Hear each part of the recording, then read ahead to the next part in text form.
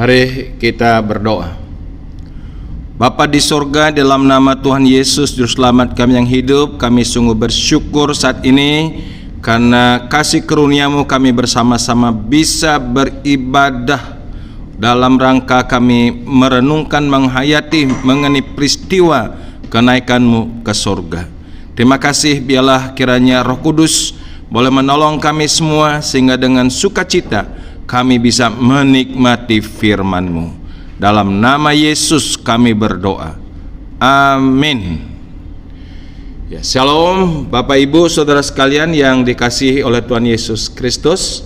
Ya, pada hari ini kita sebagai umat Tuhan dalam Yesus Kristus, kita boleh merayakan untuk merenungkan, menghayati mengenai satu peristiwa sejarah yang sangat penting dalam kehidupan kita orang Kristen, yaitulah peristiwa kenaikan Juru Selamat kita, Tuhan Yesus Kristus ke surga.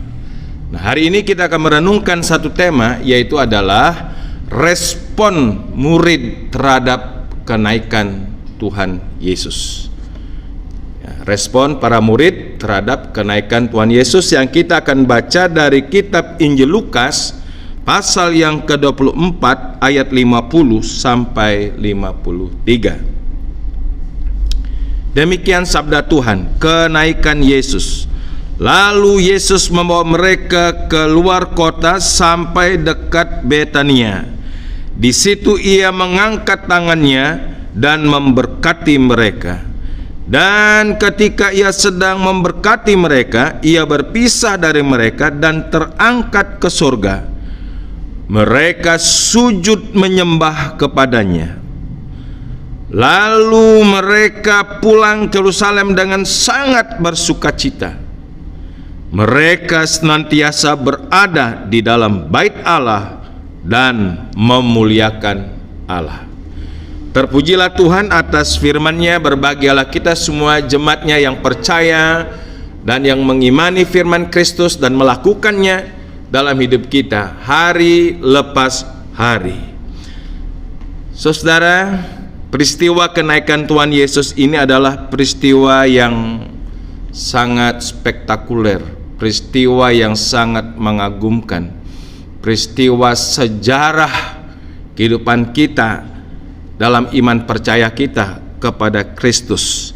Ini adalah peristiwa yang sangat-sangat penting. Nah, karena itulah kita akan merenungkan apa dan bagaimana respon para murid atau orang-orang percaya pada Kristus waktu mereka bersama-sama menyaksikan Tuhan Yesus naik ke surga. Dengan jelas kitab Injil di sini memberikan satu pernyataan pada ayat yang ke-52 adalah mereka sujud menyembah kepadanya. Kalau Lukas menulis kitab Kisah Rasul-Rasul bahwa para murid pada waktu mereka menyaksikan Yesus naik ke surga, mereka terpukau, mereka terpesona dan terus menatap ke langit menyaksikan peristiwa yang sangat luar biasa itu. Sampai pada akhirnya ada malaikat yang datang. Hai kamu orang-orang Galilea, hai kamu orang-orang percaya, kenapa kamu terus menatap ke langit? Yesus yang kamu saksikan hari ini, yang naik ke surga, akan datang kembali dengan cara yang sama, yang penuh dengan kemuliaan. Saudara, atas ingatan para malaikat ini, ya di sini supaya ada sebuah penggambaran yang sistematik atau gambaran yang runtut. Atas hal ini maka para murid, para orang percaya waktu itu sujud menyembah. Kenapa mereka sujud menyembah? Karena memang Yesus adalah Tuhan. Sekarang mereka mengerti secara rentangan waktu. Mungkin dulu mereka tidak seutuhnya mengimani Yesus Tuhan.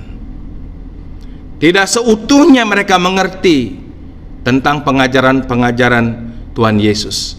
Tetapi sesudah kebangkitan dan mereka boleh melihat Yesus yang mati dan bangkit itu, terbuka, tercelik mata rohani, dan sampai pada peristiwa kenaikannya, saudara, mereka mengerti seutuhnya, tidak ragu lagi, tidak sangsi lagi, Yesus adalah Tuhan.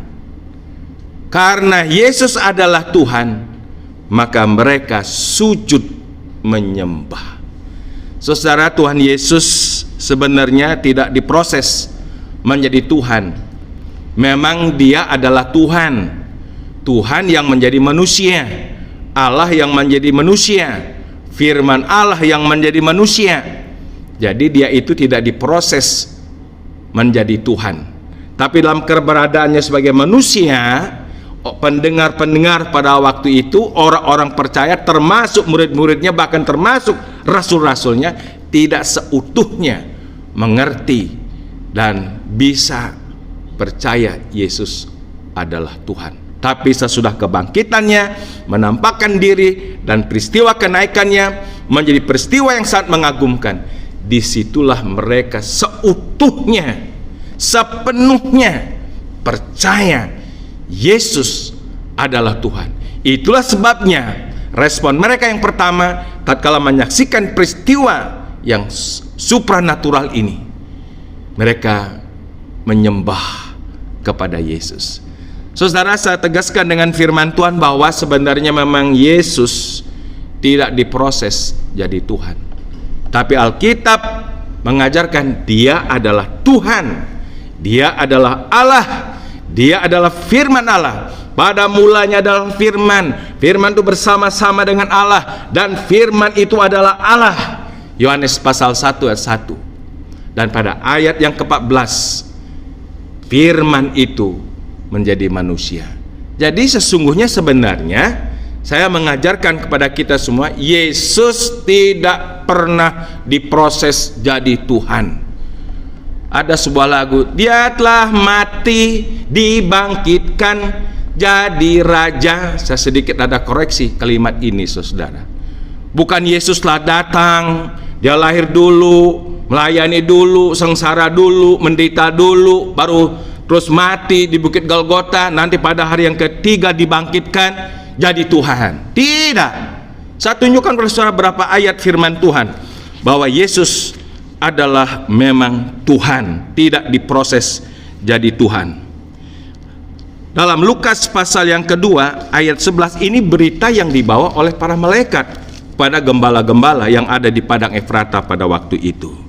Ya, hari ini telah lahir bagimu juru selamat, Yesus Kristus, Tuhan, di kota Daud. Yesus Kristus Tuhan, bukan tuan, Tuhan, saudara. Dan juga dalam kitab Matius pasal yang kedua, di situ pada waktu kunjungan para Majus dari timur tatkala berjumpa dengan bayi Yesus. Matius pasal 2 ayat 10 dan 11, ketika mereka melihat itu orang-orang Majus bintang itu, sangat bersukacitalah mereka. Maka masuklah mereka ke dalam rumah itu dan melihat anak itu bersama Maria ibunya, lalu sujud menyembah dia. Mereka pun membuka tempat harta bendanya dan mempersembahkan persembahan kepadanya, yaitu emas, kemenyan, dan mur. Lihat sini saudara, bahwa para Majus datang dan dia melihat walaupun Yesus adalah bayi, dia percaya dia adalah Tuhan, maka dia sujud menyembah. Jadi Tuhan Yesus tidak diproses menjadi Tuhan, memang dia adalah Tuhan, namun dalam keadaan manusia yang suci, yang sempurna, 100% manusia. Dia mengajar dan berjalan di atas muka bumi, mengadakan ada banyak perkara-perkara ajaib. Orang percaya kepada Yesus, namun sekedar ada orang percaya sekedar nabi yang berkuasa, ya, sekedar percaya dia adalah raja, saudara, tapi dia bukannya sekedar nabi, dia raja, dia adalah Tuhan.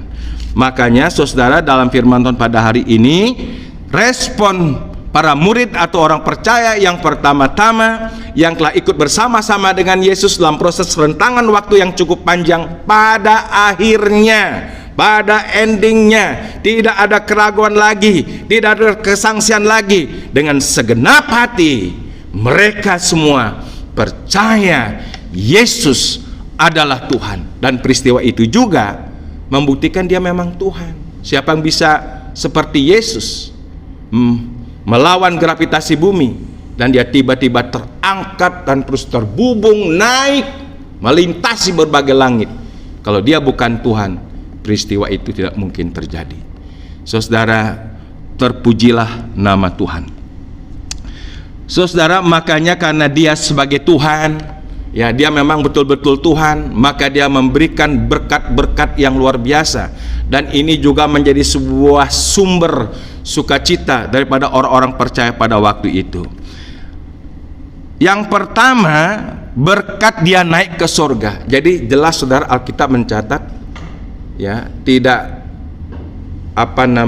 bias tetapi definitif. Yesus naik itu dikatakan ke surga.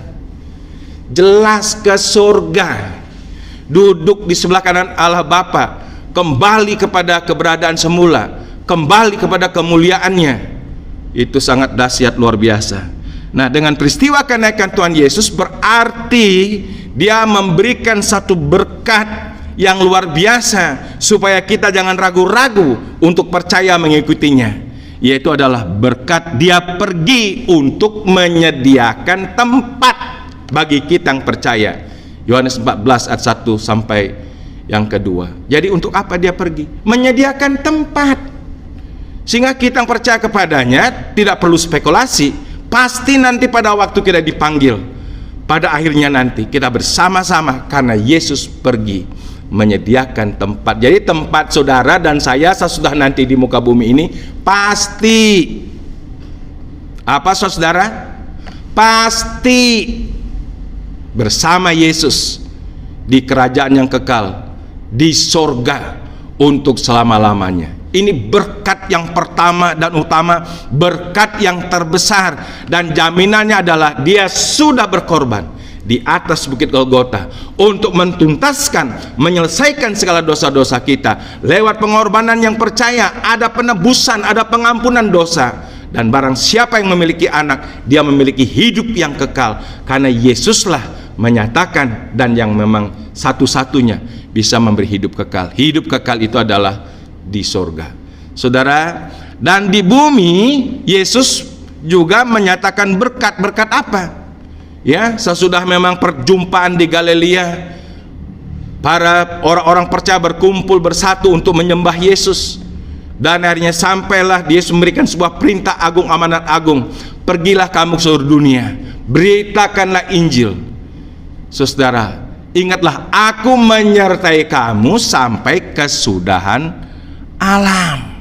Itu dikatakan dalam kitab Matius pasal 28 ayat yang ke-20. Menyertai sampai kesudahan alam artinya walaupun Yesus telah naik ke surga, namun dia berjanji akan mengirim penghibur yang lain yang namanya Roh Kudus, yang disebut dengan Parakletos, menyertai setiap orang percaya di sepanjang zaman. Artinya Tuhan tidak pernah meninggalkan umat tebusannya, umat yang percaya kepadanya. Nah, saudara, dalam kita diberikan tugas amanat agung, Yesus menyertai kita dengan kuasanya, kuasa untuk mengusir setan, kuasa menyembuhkan orang sakit, kuasa untuk mengadakan berbagai mujizat. Dan Yesus menyertai kita dengan berbagai karunia, kemampuan, talenta untuk memang melakukan tugas-tugasnya. Jadi saudara, makanya ada pernyataan firman Tuhan dalam kitab Kisah Para Rasul pasal yang pertama. Saya bacakan Kisah Rasul pasal yang pertama ayat yang ke-8. Demikian firman Tuhan, tetapi kamu akan menerima kuasa, dunamos, kuasa Allah, kuasa ilahi, kalau Roh Kudus turun ke atas kamu, dan kamu akan menjadi saksiku di Yerusalem dan di seluruh Yudea dan Samaria dan sampai ke ujung-ujung bumi. Ini firman Tuhan sudah tergenapi. Injil adalah kuasa Allah yang menyelamatkan setiap orang yang percaya kepadanya. Roma pasal 1 ayat 16 dan 17. Saudara, dan Injil diberitakan dan buktinya tergenapi di seluruh muka bumi, di seluruh benua, di seluruh penjuru kota, dimanapun juga. Saudara, di timur, di barat, utara, selatan, segala bangsa boleh percaya Tuhan Yesus. Jadi Matius pasal 28 ayat yang ke-16 sampai 20 itu sudah tergenapi.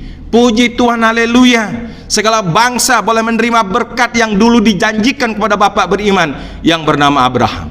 Lewat Injil Yesus Kristus telah menyelamatkan berbagai bangsa, etnis, suku, agama, apapun latar belakang. Kita melihat bagaimana Injil diberitakan di seluruh dunia. Itu bukti nyata, sejarah yang hidup sampai hari ini. Setiap hari ada orang yang boleh percaya kepada Yesus. Saudara, yang kedua, apa respon para murid tentang kenaikan tahun Yesus yang tadi saya mengatakan bahwa mereka menyembah. Kenapa mereka menyembah? Pasti Yesus adalah Tuhan, tidak diragukan lagi. Dan yang kedua adalah para murid ini bersukacita, ya, dengan jelas dikatakan bahwa mereka sujud menyembah kepada Yesus, lalu mereka pulang ke Yerusalem dengan sangat bersukacita, bukan sekedar bersukacita. Kenapa mereka bersukacita? Karena mereka telah menyaksikan satu peristiwa yang sangat luar biasa. Bagaimana mungkin itu seorang manusia, kalau dia cuma manusia, bisa terangkat ke sorga? Pasti dia adalah Tuhan. Mengagumkan. Saudara, kalau ada peristiwa-peristiwa tertentu, biasanya kalau kita merayakan akhir tahun, ya, tahun-tahun beberapa tahun yang lalu sebelum pandemik, biasanya ada umat Tuhan juga beli mercon, ya, terus dinyalakan, ya, rame-rame pas jam 00.00, ya, dinaikkan pas ke atas. Wah, ya, komunitas grup yang banyak semuanya menatap, terpukau juga. Itu mercon, kembang api, dan terus kita tepuk tangan, ya toh, segitu aja kita kagum melihat mercon yang bisa naik ke atas terus meletus akhirnya turun lagi. Itu aja kita kagum.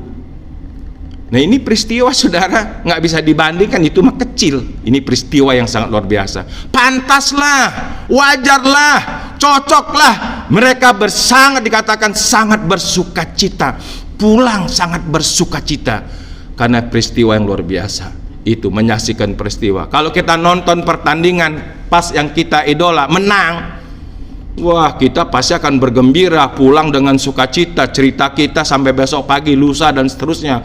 Jagoan gua menang. Atau mungkin kita menyaksikan sepak bola, jangankan langsung lihat televisi juga, kalau menang, waduh, senengnya bukan main.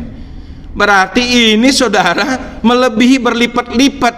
Pantaslah Alkitab mencatat respon mereka yang kedua, yang tidak bisa dibendung adalah mereka sangat bersukacita. Biarlah kiranya kita hari ini yang mendengar firman Tuhan, yang percaya Yesus naik ke surga, mestinya harus mengalirkan sukacita itu, sukacita ke dalam iman percaya. Kita pun ikut menyaksikan Yesus telah naik ke surga. Yang naik ke surga akan datang kembali.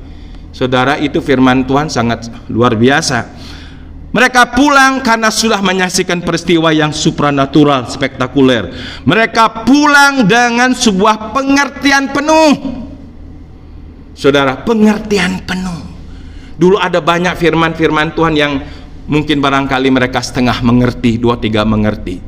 Tapi sekarang dengan kebangkitannya, dengan peristiwa kenaikannya, apa yang dikatakan Tuhan Yesus tidak perlu diulang lagi, tidak perlu dijelaskan lagi. Mereka mengerti seutuhnya. Karena mereka mengerti sekarang firman Tuhan, semua ajaran Yesus, pastilah itu membuat sukacita. Karena firman Tuhan yang boleh kita mengerti akan membuat kita bergembira, hati kita bersukacita.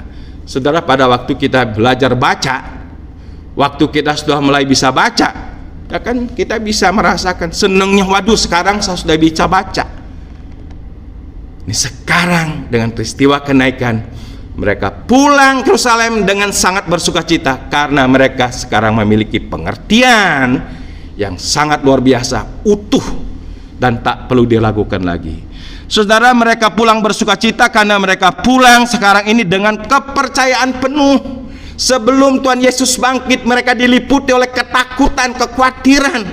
Waduh, ini peristiwa yang sangat mengerikan. Apa jadinya nanti? Mereka semuanya pada lari, ketakutan semuanya. Tapi puji syukur pada Tuhan, Tuhan Yesus bangkit, menampakkan diri. Sekarang dia boleh saksikan naik. Saudara, mereka tidak lagi ketakutan, tidak lagi kekhawatiran. Mereka siap menghadapi semua peristiwa karena saya katakan sekarang mereka mengerti pengajaran Tuhan Yesus. Salah satu artinya percaya bukan sekedar menyaksikan mujizat, tetapi firman Allah mengatakan pada Matius pasal yang kelima, ya, dulu mereka mungkin nggak ngerti tentang hal ini. Sekarang mereka ngerti, karena ngerti mereka percaya.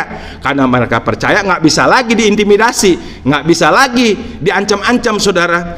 Makanya firman Tuhan dalam kitab Matius pasal 5, ini adalah khotbah yang terkenal di atas bukit, dikatakan pada ayat 11, berbahagialah kamu jika karena aku kamu dicela dan dianiaya, dan kepadamu difitnahkan segala yang jahat.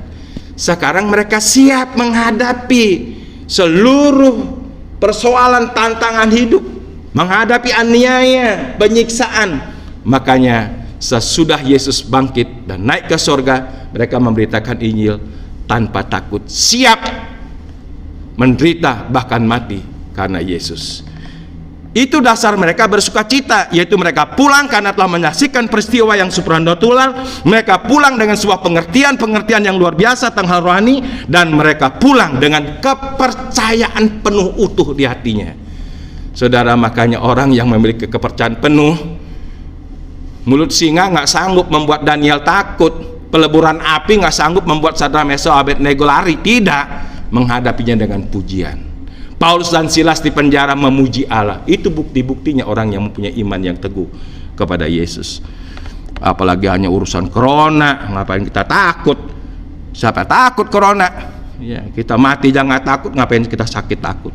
Muliakan Tuhan dalam segala peristiwa yang mungkin tidak mengenakkan bagi kita. Yang ketiga, respon mereka adalah memuliakan Allah, tiap-tiap hari berada di bait Allah. Sehingga dengan peristiwa ini ada janji, nanti sesudah kenaikannya 10 hari, tunggu aku di Yerusalem, karena ada pencurahan Roh Kudus. Mereka dengan setia bertekun dalam bait Allah. Bait Allah menjadi sebuah tema sentral, menjadi satu tempat sentral untuk bagaimana mereka berkumpul, bersekutu, beribadah, terus merencanakan pekerjaan Tuhan pada waktu itu. Karena jelas firman Tuhan mengatakan di sini, mereka senantiasa berada di bait Allah dan memuliakan Allah. Ini respon yang ketiga luar biasa. Kalau sekarang bait Allah itu adalah gedung gereja, saya mengajak biarlah gedung gereja menjadi sebuah sentral kegiatan rohani, sentral untuk kita berdoa, sentral kita berkumpul, sentral untuk kita bersekutu, sentral untuk kita beribadah, sentral di mana kita boleh mulai berdoa, mengembangkan, memajukan pekerjaan Tuhan. Itu adalah gedung gereja yang disebut dengan bait Allah itu. Tuhan nggak pernah juga, saudara, meremehkan tentang arti sebuah bait Allah, bait kudus, ya, gedung gereja di mana kita berada. Karena itu mari bersama-sama renungkan firman Tuhan hari ini. Yesus telah naik, ya, supaya kita mulai berdoa. Tempat kudusnya Tuhan, tempat di mana Tuhan yang sudah menolong kita bisa membeli, ya, sebidang tanah, membangun ada gedung gereja. Itu jangan main-main, saudara. Saya selalu menghargai yang namanya gedung gereja. Di tempat itulah kita bersama-sama diedukasi, dididik, ya, dan kita betul-betul dibina, kita belajar firman Tuhan, bertumbuh, ya, supaya gedung gereja harus menjadi perhatian kita secara rohani, ya. Sesudah ini mereka boleh sentiasa berada di gedung gereja yang sekarang ini. Untuk apa? Memuliakan Tuhan. Untuk apa? Disitulah mereka belajar firman Tuhan.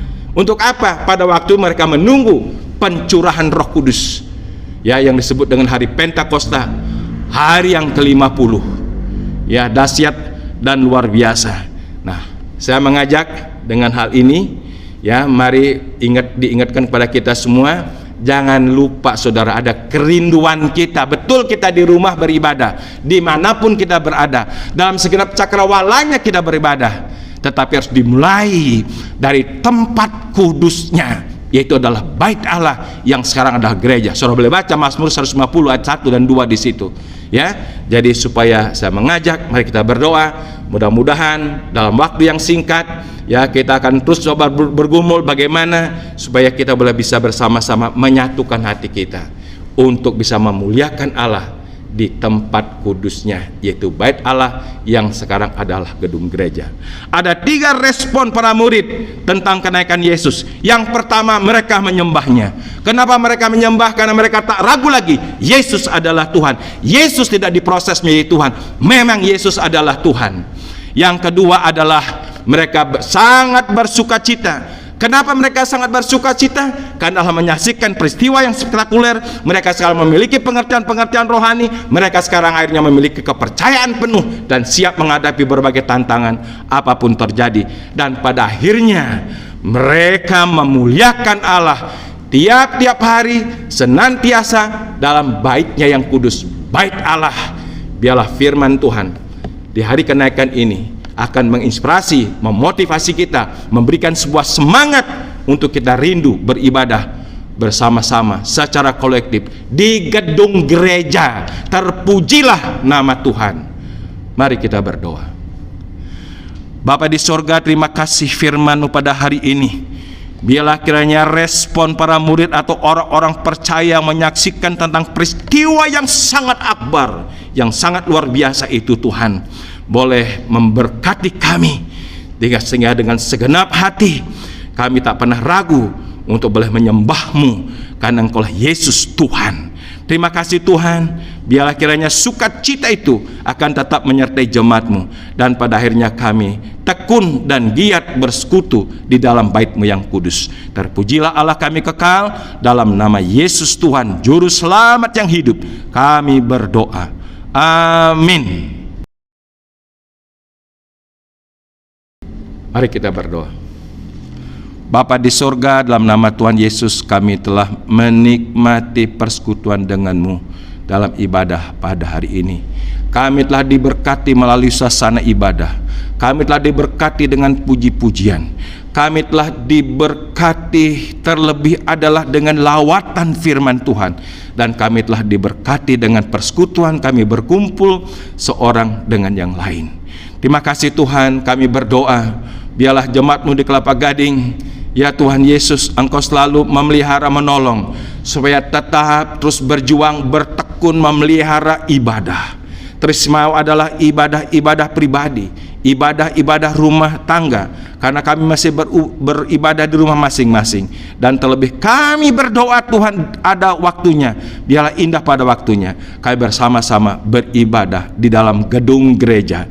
Itu sebuah kerinduan kami Tuhan. Dan terlebih kami juga berdoa untuk pergumulan jemaat-Mu Kelapa Gading, untuk seorang gembala sidang. Kami terus berdoa, memohon, kami percaya Engkau yang mempunyai ladang, dan Engkau yang mempunyai pengerja-pengerja. Biar pada waktunya Tuhan akan mengeruniakan seorang gembala sidang yang baik, yang bisa mengembalakan umat-Mu di Kelapa Gading ini. Tuhan, kami teringat untuk bangsa negara kami Indonesia di tengah-tengah situasi yang sedang membangun ini. Walaupun ada banyak tantangan, kami berdoa Tuhan, proses vaksinasi biar terus berjalan, sekalipun memang mengalami kendala-kendala, tapi kiranya Tuhan akan menolong. Berkati juga Tuhan untuk rongrongan-rongrongan dari berbagai aliran ekstremisme, radikalisme, terorisme, dan juga ada peruncingan-peruncingan dalam bidang masalah keagamaan. Kami berdoa Tuhan, lindungilah bangsa ini, berkati pemerintahan kami, baik pusat maupun daerah. Terkhusus adalah hamba-Mu Bapak Presiden Jokowi. Kami selalu membawa beliau dalam doa, supaya proteksi perlindungan Tuhan nyata atasnya, untuk setiap keluarganya, istri, anak-anak, menantu, cucunya. Kami juga berdoa untuk para menteri, menteri ya Tuhan, supaya kiranya bisa menerjemahkan ide-ide Presiden dan bisa melaksanakan program-program yang ada, yang pada akhirnya akan berdampak untuk membawa Indonesia maju di masa depan. Terima kasih, kami berdoa untuk Gereja Muslim Kristus berbagai tempat, setiap gereja lokal, seluruh hamba-hamba Tuhan, kami berdoa menyerahkan kepadamu. Terkhusus hambamu Bapak Ketua Saudara kami, Bapak Pendeta Andrew, Tuhan tolong berkati beliau dalam juga nanti operasi yang kedua. Kami mohon pertolongan Tuhan supaya beliau cepat sembuh, cepat sehat, dan bisa melayani. Berkati untuk keluarganya, istri, anak-anaknya. Terima kasih Tuhan, kami bersyukur hari ini jemaat-Mu datang kembali juga membawa persembahan-persembahan. Biarlah segala persembahan yang kami bawa, Tuhan boleh memberkati, dan persembahan kami semuanya berkenan di hati-Mu. Tiap-tiap kami yang telah memberi, kami percaya kami memberi karena kami sudah diberkati, dan kami akan tetap diberkati, dan sepanjang hidup kami diberkati. Terpujilah Allah kami kekal. Inilah syafaat dan doa persembahan yang boleh kami bawa dalam satu nama, Yesus Kristus Tuhan Juru Selamat kami yang hidup, yang mengajar doa demikian: Bapa kami di sorga, dikuduskanlah namamu, datanglah kerajaanmu, jadilah kehendak-Mu di bumi seperti di sorga. Berilah pada hari ini makan kami secukupnya, dan ampunilah segala kesalahan kami, seperti kami telah mengampuni orang lain yang bersalah kepada kami. Janganlah membawa kami ke dalam pencobaan, tetapi lepaskanlah kami dari segala yang jahat, karena Engkaulah empunya kerajaan dan kuasa dan kemuliaan sampai selama-lamanya. Terimalah berkat daripada Tuhan. Kiranya damai sejahtera dari Allah Bapa yang limpah sempurna, kasih karunia penebusan dalam Kristus Yesus Putranya yang tunggal, serta janji penyertaan persekutuan oleh Roh Kudus menyertai saudara sekalian sekarang ini sampai selama-lamanya. Amin.